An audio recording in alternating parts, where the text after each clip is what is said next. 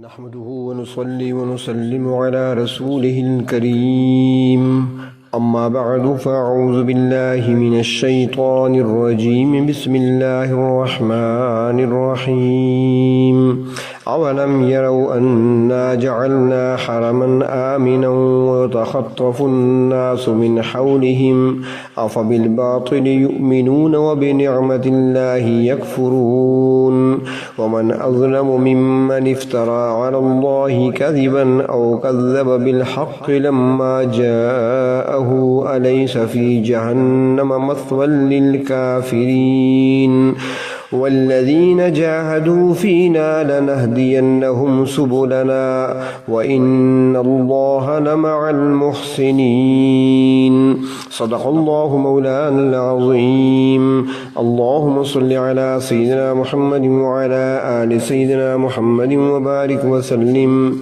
سورۃ عنکبوت کی آیت نمبر 67 تا آیت نمبر 69۔ سورۃ عنکبوت میں آغاز سے ہی ابتلاعات اور آزمائشوں کا ذکر ہے اور پھر ساتھ ہی کچھ مثالیں بھی بیان فرمائی گئی ہیں۔ کفر و شرک کی تردید اور توحید و رسالت کا اس بات بھی بیان ہوا۔ اب اختتام سورت پر اللہ تبارک و تعالی نے اہل مکہ کو ایک عظیم نعمت یاد دلائی ہے۔ سورت کے آغاز میں مجاہدے کا ذکر تھا، وَمَنْ جَاهَدَ فَإِنَّمَا يُجَاهِدُ لِنَفْسِهِ، اور اب سورت کے آخر میں بھی مجاہدے کا ذکر ہے، وَالَّذِينَ جَاهَدُوا فِينَا۔ قرآن حکیم جس زمانے میں نازل ہو رہا تھا اس زمانے میں عرب میں سال کے 4 حرمت والے مہینوں کو چھوڑ کر باقی 8 مہینے سخت بدامنی ہوا کرتی تھی۔ گزرنے والے قافلوں پر حملے کیے جاتے، لوٹ مار ہوتی، قتل و غارت کا بازار گرم ہوتا، تو 8 مہینے وہاں پر سفر کرنا بڑا مشکل ہوتا تھا اور سفر کرنے کے راستے خطرے سے خالی نہیں ہوتے تھے۔ جو بھی قافلہ سفر کرتا وہ حفاظت سے واپس نہیں پہنچ سکتا تھا اور اسی وجہ سے وہاں پہ کاروبار نہ ہونے کے برابر رہ جاتا۔ اور جو مہینے حرمت والے تھے 4 مہینے، تو ان 4 مہینوں میں وہ لوگ ہتھیار پھینک دیتے تھے اور کوئی کسی کو کچھ نہیں کہتا تھا، اور تجارتی قافلے بھی بغیر کسی خوف و خطر کے اپنا سفر جاری رکھتے۔ تو ان 4 مہینوں میں سفر امن کا ہوتا تھا۔ مگر ان حالات میں بھی اللہ تبارک و تعالیٰ کا یہ خاص انعام تھا مکہ والوں پر کہ قریش جو کہ مکہ میں رہتے تھے ان کو یہ فضیلت عطا کی گئی تھی بیت اللہ شریف کی وجہ سے کہ ان کے لیے پورا سال امن ہوتا تھا۔ ان کے قافلے تجارت کرنے کے لیے آسانی سے آتے جاتے تھے اور کوئی راستے میں ان کے لیے رکاوٹ نہ بنتا تھا کہ یہ بیت اللہ کے متولی لوگ ہیں، ان کا قافلہ جا رہا ہے۔ اس احسان کو اللہ تبارک و تعالیٰ نے سورۃ قریش میں بھی بیان فرمایا ہے کہ قریش کے تجارتی قافلے موسم گرما میں شام کی طرف جاتے تھے اور موسم سرما میں یمن کی طرف سفر کیا کرتے تھے، مگر ان کے راستے میں کوئی رکاوٹ نہیں بنتا تھا۔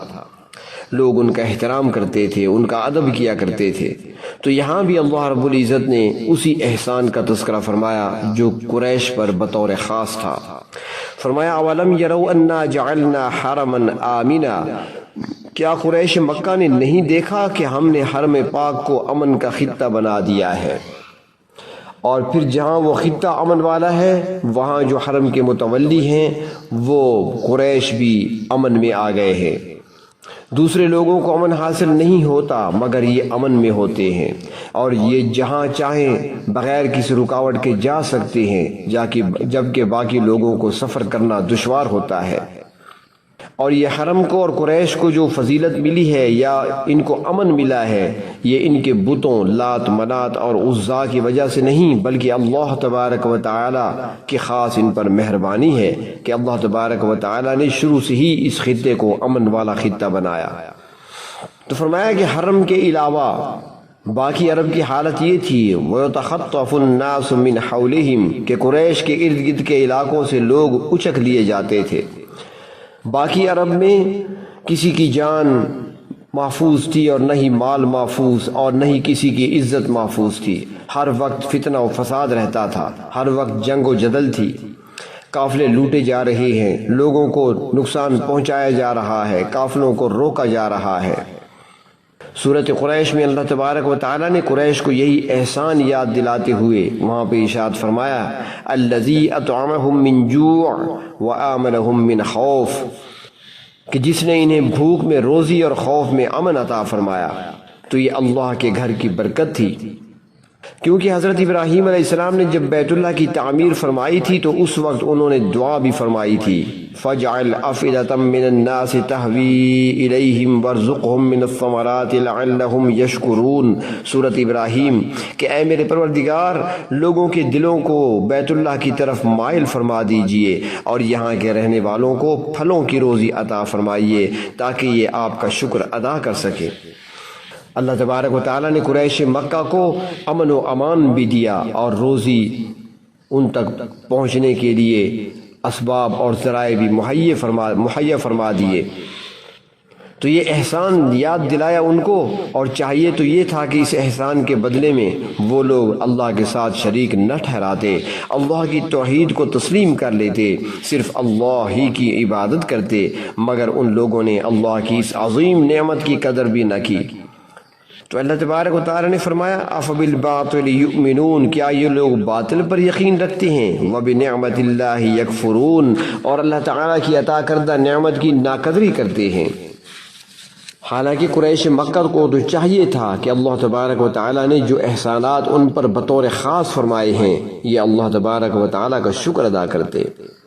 فرمایا، ومن اظلم ممن افتری علی اللہ کذبا، اس سے بڑھ کر کون ظالم ہوگا جو اللہ پر جھوٹ باندھے، کیونکہ جو شخص اللہ تعالیٰ کا شریک ٹھہراتا ہے تو وہ گویا اللہ تبارک و تعالیٰ پر افتراء باندھتا ہے، کیونکہ اللہ تبارک و تعالیٰ تو وحدہ لا شریک ہیں، اور اللہ تعالیٰ کا شریک بنانے کا مطلب تو یہ ہے کہ ام تنبئونہ بما لا یعلم فی الارض۔ سورۃ رعد میں فرمایا کہ گویا تم اللہ تعالیٰ کو ایسی چیز کی خبر دے رہے ہو جس کو وہ زمین میں نہیں جانتے۔ تو اس لیے فرمایا کہ اس شخص سے بڑھ کر ظالم کون ہوگا جو اللہ پر جھوٹ باندھتا ہے۔ تو فرمایا کہ ایک علامت تو یہ کہ وہ اللہ پر جھوٹ باندھتا ہے، اور دوسری یہ کہ او کذب بالحق لما جاءہ، یا جب کوئی حق بات اس کے پاس آ جائے تو اس کو جھٹلا دیتا ہے۔ یہ بھی اس کے بڑا ظالم ہونے کی نشانی ہے۔ جب اللہ کے پیغمبر ان کے پاس آئے اور اللہ کے پیغمبر نے ان کو آ کر اللہ کا پیغام سنایا، اللہ تبارک و تعالیٰ کی طرف سے نازل ہونے والی وحی کی بات کی، تو ان لوگوں نے اس کی تکذیب کی، انہیں جھٹلایا۔ تو فرمایا کہ یہ سب سے بڑے ظالم ہیں۔ تو فرمایا کہ جو شخص سچی بات کو جھٹلاتا ہے، الیس فی جہنم مثوی للکافرین، کیا ایسے کافروں کا ٹھکانہ جہنم میں نہیں ہے؟ یقیناً ایسے لوگ جہنم کا شکار بنیں گے۔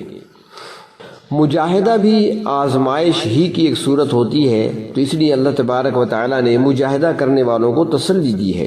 ارشاد فرمایا، والذین جاہدوا فینا لنہدینہم سبلنا، اور وہ لوگ جنہوں نے ہمارے لیے مجاہدہ کیا ہم ضرور ان کو اپنے راستے کی طرف ان کی رہنمائی کریں گے۔ مجاہدہ کیا ہے؟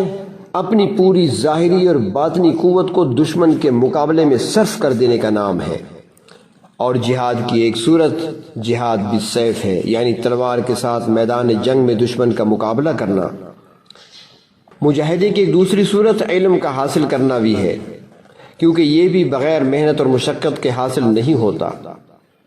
انبیاء علیہ السلام وہ شخصیات ہیں کہ جن کو علم بذریعہ وحی کے عطا کیا جاتا ہے۔ ان کو علم حاصل کرنے کے لیے کسی کے پاس بیٹھنا نہیں پڑتا، کسی کے پاس جانا نہیں پڑتا۔ ان کو علم براہ راست اللہ کی طرف سے عطا فرمایا جاتا ہے، اور پھر وہ علم حاصل کرنے کے بعد دوسروں تک پہنچانے کا کام ان سے لیا جاتا ہے۔ وہ تبلیغ کا کام کرتے ہیں، دعوت کا کام کرتے ہیں، اور دعوت دینا، اللہ کا پیغام لوگوں تک پہنچانا، یہ بھی بہت بڑا مجاہدہ ہے۔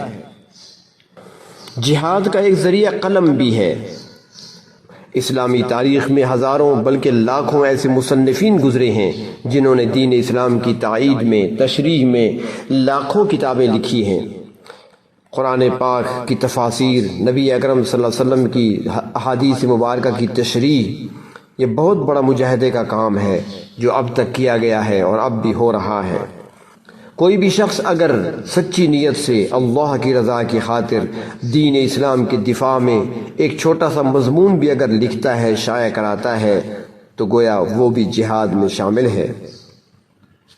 حدیث شریف میں آتا ہے، نبی اکرم صلی اللہ علیہ وسلم نے ارشاد فرمایا کہ جاہد الکفار والمشرکین باموالکم والسنتکم وانفسکم، یعنی کافروں اور مشرکوں کے ساتھ اپنے مالوں، زبانوں اور جانوں سے جہاد کرو۔ زبان کے ذریعے تقریر کرنا ہے۔ دین کے مخالفین، غیر مسلم اور غیر اقوام کے دلوں میں اور زبانوں پر جو شکوک و شبہات ابھرتے رہتے ہیں، ان شکوک و شبہات کو دور کرنا اور اسلام کی صحیح اور درست تشریح کرنا زبان کے ذریعے سے، یہ جہاد باللسان ہے۔ تو اللہ تعالیٰ نے فرمایا کہ جن لوگوں نے ہمارے لیے مجاہدہ کیا، ہم ضرور ان کی اپنے راستوں کی طرف رہنمائی کریں گے، یعنی ان کے لیے راستے واضح کر دیں گے۔ یہاں پر فرمایا سبلنا، یعنی ایک راستے کا ذکر نہیں فرمایا، سبلنا جمع کا صیغہ استعمال فرمایا ہے، یعنی جس طرح مجاہدے مختلف قسم کے ہیں، اسی طرح ہمارے راستے بھی مختلف قسم کے ہیں۔ جس مجاہدے میں اخلاص ہوگا، نیت صحیح ہوگی، اس کے لیے راستہ بھی واضح ہو جائے گا اور اسی پر چل کر انسان اپنی منزل مقصود کو پا لے گا۔